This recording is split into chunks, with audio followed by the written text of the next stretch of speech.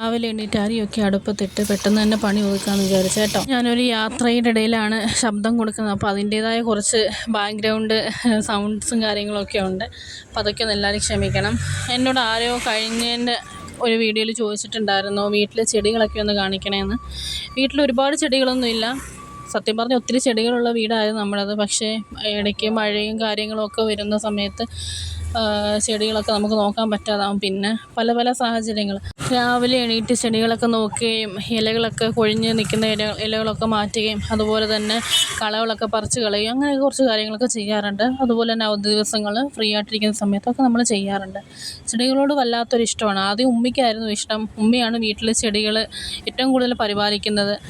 പിന്നെ അത് കണ്ട് അതിനോടൊരിഷ്ടം എനിക്കും ഉണ്ടായി തുടങ്ങി. അങ്ങനെയാണ് ചെടികൾ ഏറ്റവും കൂടുതൽ വീട്ടിലേക്ക് വളർന്നു തുടങ്ങിയത്.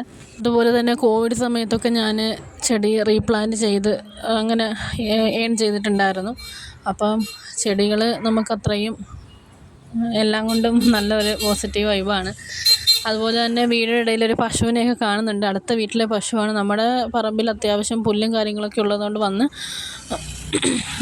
കഴിക്കാനായിട്ട് അവിടെ കൊണ്ട് കെട്ടിയേക്കാണ്. അപ്പോൾ വീഡിയോയിൽ അവരെയും കാണിച്ചിട്ടുണ്ട്. അതൊക്കെ കാണുമ്പോൾ ഒരു വല്ലാത്ത സന്തോഷമാണ്, ഒരു നൊസ്റ്റാൾജിയാണ്, ഒരു പഴയ ഒരു കാലഘട്ടത്തിലേക്കൊക്കെ പോകാറുണ്ട് എനിക്ക് ആ വീഡിയോ എടുത്ത സമയത്ത്. പിന്നെ ഇത് വീടിൻ്റെ ഫ്രണ്ടിൽ വെച്ചേക്കുന്ന ചെടികളാണ്. കുറേയൊക്കെ ഉണങ്ങിയൊക്കെ നിൽപ്പുണ്ട്, വെള്ളമൊക്കെ ഒഴിക്കണം. എനിക്ക് പ്രോപ്പറായിട്ട് ചെടി നോക്കാനുള്ള ഒരു സിറ്റുവേഷൻ ഒന്നും ഉണ്ടാവില്ല.